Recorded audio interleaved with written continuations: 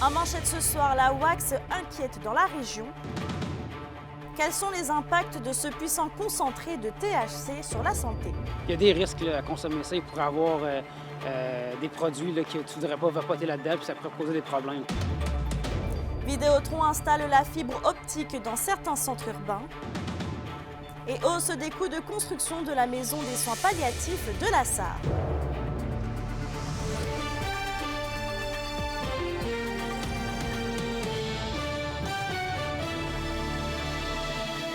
Bonsoir et bienvenue au TVA de 18h. Saisie dans une importante perquisition le 26 janvier dernier à Malartic, la wax préoccupe les autorités de santé publique. Mais quels sont les réels impacts de ce stupéfiant dérivé du cannabis sur la population de la région? Un reportage d'Anthony Dallaire. Qu'on le veuille ou non, les produits issus du cannabis sont là pour rester. Et à cet enjeu, les travailleurs de rue sont clairs. Je pense qu'il ne faut pas non plus partir en peur par rapport à ça. Ça existe déjà, ça va continuer à exister. Il faut réussir à je pense, juste bien en parler. Malgré tout, la situation préoccupe les experts de la santé. Avec l'arrivée des vapoteuses, un dérivé du cannabis, la wax, est de plus en plus consommée au Québec et fait son chemin dans la région. La wax est un concentré de la résine de cannabis à haute concentration en THC. Le THC, c'est notre psychotrope là, donc, dans le cannabis. C'est ce qui fait que ça nous donne un high. En comparaison, un joint de cannabis classique contient de 15 à 20 % de THC. À l'inverse, la concentration de THC dans un wax pen peut se chiffrer entre 75 à 99 %. C'est ce qui fait aussi que ça peut augmenter nos risques de paranoïa, d'anxiété. Ça peut amener des psychoses toxiques. On peut avoir des gens qui vont avoir le rythme cardiaque qui va augmenter. Ça peut, à long terme, aussi amener des problèmes pulmonaires. Le risque de surdose aussi est là. Par contre, on ne peut pas décéder d'une surdose de cannabis. Le CISAT nous confirme toutefois que la situation est suivie rigoureusement au vu de l'impact sur les jeunes. Je vous confirme qu'il va y avoir de la collaboration à faire avec les écoles. Il y en a déjà qui sont faits. On va aller dans les classes, sensibiliser plusieurs jeunes à la fois. Bien qu'illégal à la vente et à la consommation, la facilité pour s'en procurer joue pour beaucoup dans la hausse observée. Des produits accessibles sur Internet ou plusieurs sites faciles d'accès proposent un large éventail de produits. Si tu le procures sur un site qui est plus ou moins fiable, puis qu'il n'y a pas de standard ou de normes dans la confection de ces produits-là, bien, il y a des risques là, à consommer ça. Il pourrait avoir des produits là, que tu ne voudrais pas vapoter là-dedans, puis ça pourrait poser des problèmes. Donc, frappés par ces constats, les deux intervenants s'accordent pour dire que la prévention et l'ouverture d'esprit sont les clés pour éviter que des situations dramatiques se produisent. Tu sais, c'est vraiment d'y aller selon ce que tu es capable de faire, fait que connaître ses propres limites. Si quelqu'un qui ne file pas parce qu'il a trop pris de wax pen ou qui fait une surdose justement par rapport à ça, bien, c'est de le prendre, le mettre de côté. Je pense que c'est pas, premièrement, de le chicaner sur le coup, là, peut-être ou d'être sévère avec cette personne-là, prendre le temps de l'écouter. Anthony Dallaire pour RNC Nouvelles. Vidéotron n'utilisera bientôt plus les infrastructures de Cablevision dans les zones urbaines de Rouyn-Noranda, Val-d'Or, Malartic et Rivière-Éva. Dans ces secteurs, l'entreprise procède actuellement à d'importants travaux pour l'installation de la fibre optique et compte la déployer tout au long de l'année. Le fournisseur mentionne qu'il pourra ainsi offrir des vitesses de téléchargement Internet jusqu'à 940 mégabits par seconde, soit les mêmes qu'ailleurs dans la province. Tous les clients abonnés à Vidéotron devront prévoir la visite d'un technicien pour le changement de la technologie. D'ailleurs, Bell nous confirme de son côté avoir récemment complété le branchement de plus de 10 000 résidences et entreprises de la région à son réseau Pure Fibre qui offre des vitesses de téléchargement Internet jusqu'à 3000 mégabits par seconde. Les secteurs désormais desservis sont Amos, Sainte-Terre et Barraute. Vos réponses à la question du jour TVA. Une présentation de la clinique infirmière Nord-Ouest partout dans la région. Nous vous offrons des consultations rapides avec des infirmières et infirmières praticiennes spécialisées et un nouveau service de téléconsultation. Contactez-nous pour plus d'informations ou visitez notre site web. Et à la question du jour, on vous demandait, êtes-vous satisfait des services Internet dans la région? Vous avez répondu oui à 63 %.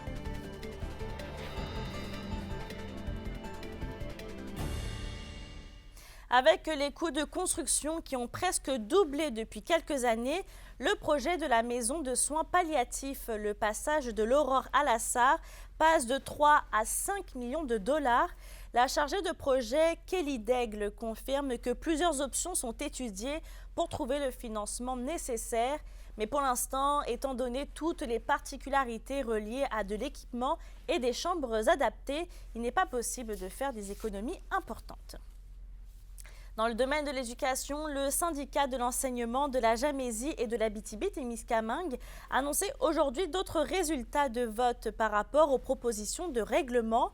Les membres du lac Abitibi ont été en faveur à 88,7% dans l'intersectoriel et à 61,3% dans le sectoriel.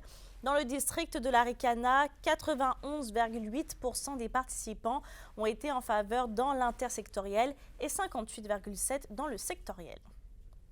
Toujours sur le même sujet, une entente de principe global a été conclue avec le gouvernement québécois pour les membres des 2 syndicats en santé et services sociaux affiliés à la Fédération de la santé et des services sociaux de la CSN et au Conseil central de l'Abitibi-Témiscamingue Nord du Québec CSN.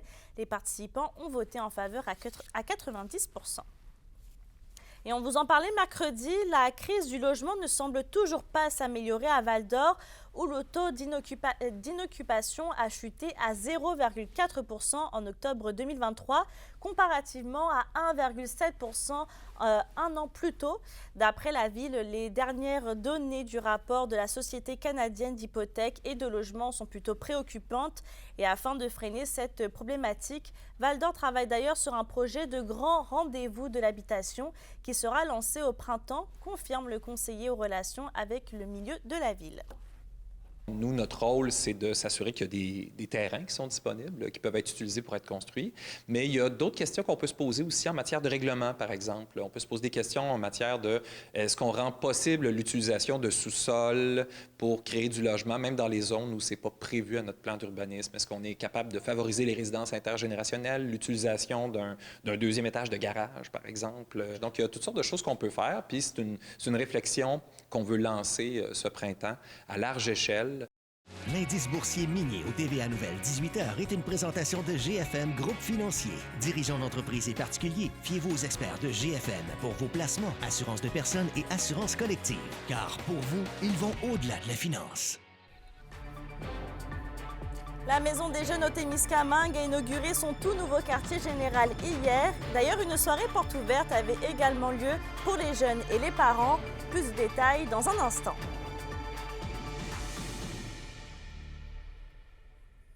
Les SADC de l'Abitibi-Témiscamingue et du nord du Québec vous présentent la bonne nouvelle économique TVA. Dans le cadre d'une tournée organisée par les SADC de Rouyn-Noranda, du Témiscamingue, de la Vallée de l'Or et de Barreau de Sainte-Claire-Réunion, David Côté, l'une des têtes d'affiche de la série Dans l'œil du dragon et cofondateur de Loop Mission, a présenté sa conférence sur l'économie circulaire. L'initiative s'inscrit dans une volonté commune des SADC de la région de soutenir et d'intégrer le virage vert des entreprises. Les SADC, partenaires de l'économie de la région.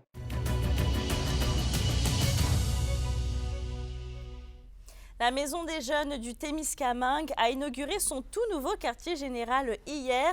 Situé à Lorrainville, dans la maison originale, le nouvel espace pour adolescents s'est refait une beauté. Alexandre Cabana. Ils nous le disent tout le temps qu'on est leur 2e maison, là. C'est tout l'intérieur de la Maison des Jeunes à Lorrainville qui a été repensé afin d'offrir un espace air ouvert de cuisine et de travail pour les jeunes. Les intervenantes espèrent ainsi générer un lieu d'épanouissement optimal pour les ados de 12 à 17 ans du Témiscamingue. Nous, on souhaite vraiment que ce nouvel espace-là permette à des jeunes qui ont besoin de la Maison des Jeunes dans leur vie, qui veulent socialiser, s'amuser, participer à des activités, de venir nous voir. On sait, nous, que nos jeunes sont super actifs, impliqués puis créatifs. Puis on veut aussi que ça rayonne au travers du Témiscamingue. Si beaucoup de préjugés entourent l'imaginaire d'une Maison des Jeunes, hier, ils ont pu être enterrés. C'est tout le monde qui était invité aux portes ouvertes. Plus de 70 adolescents témiscamiens fréquentent chaque année ces établissements. De prendre leur envol, de prendre leur essor, de participer à quelque chose de collectif, de participer à un groupe qui leur ressemble. Ça montre le respect qu'on a de cette volonté-là des jeunes. Ça montre aussi l'importance qu'on attache à la relève chez nous.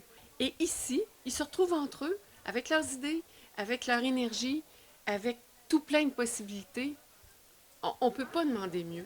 Au-delà de l'espace qu'est ce gîte pour se reposer et échanger, c'est également un lieu où les ados sont appelés à prendre des responsabilités et s'épanouir.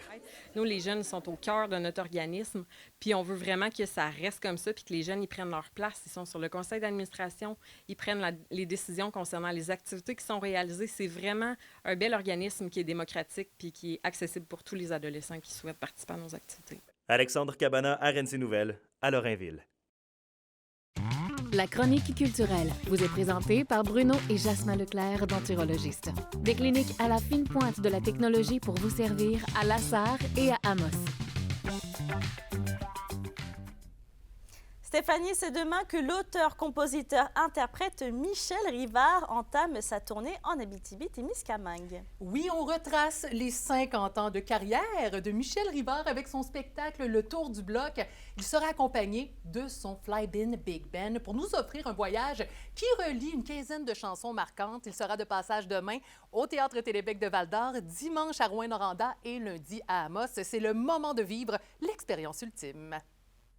Je trouve ça important de faire le tour. Moi, je suis un amoureux du Québec dans son entièreté. Faire une tournée, monter un spectacle, pour moi, ça ne veut rien dire si je ne peux pas le faire partout.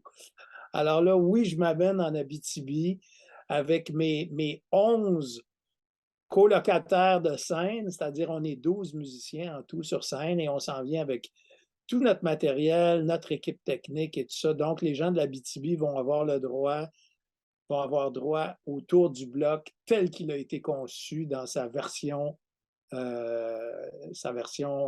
légitime, je dirais.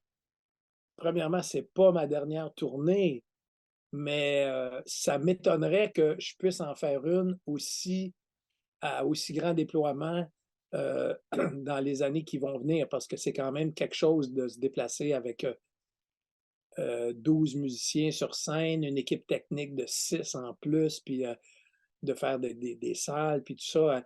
Alors, moi, j'inviterais les gens à venir vivre ça avec moi parce que c'est comme, c'est pas un bilan de carrière dans le genre, c'est un bilan parce qu'on arrête. Non, non, c'est comme on prend une pause et on regarde qu'est-ce qu'on a fait. Et voilà, ça, c'est mon tour du bloc, c'est le tour de ce que j'ai créé. Et puis après ça, ben, si vous venez voir ça, on va être tous au même point, puis après ça, on pourra passer à d'autres choses tous ensemble. Et Stéphanie, c'est le 17 février au Centre communautaire de La Motte qu'a lieu le spectacle annuel Les Copains d'abord. Oui, et cette année, les Copains d'abord ont choisi de rendre hommage à l'unique Dalida, au plus grand succès de la diva. On aura droit à ses plus grands succès, c'est Pierre Labrèche qui assurera l'animation du spectacle. Les Copains d'abord ont pour mission de nous offrir des spectacles annuels dont les profits sont remis à la communauté lamotoise. Voici ce qui vous attend. Découvrir des chansons qu'on ne connaît pas. On leur dirait de venir entendre des chansons qu'on connaît déjà beaucoup. On leur dirait aussi de venir participer à quelque chose qui est un rendez-vous culturel en ruralité, ce qui n'est pas si fréquent non plus. Fait que moi, pour pas qu'il y ait de temps mort, je raconte des bouts de la vie de Dalida. Moi, vu que je fais l'animation du spectacle, je raconte des petits bouts de sa vie. J'essaie de faire en sorte qu'il y ait un fil conducteur entre toutes les chansons qu'on présente. Et pour terminer, l'indice bohémien de février est maintenant disponible. En vedette, rencontre avec l'équipe du court-métrage Chamard qui a fait briller l'Abitibi-Témiscamingue avec leur course aux Oscars 2024, le documentaire sonore Retour à Nord-Métal du cinéaste Nicolas Lachapelle et le nouveau livre Les ailes d'une pionnière de la caporale, chef retraité de l'aviation royale canadienne, Joanne Hamelin. Bonne lecture. La capsule touristique, une présentation de Tourisme Abitibi-Témiscamingue et RNC Média.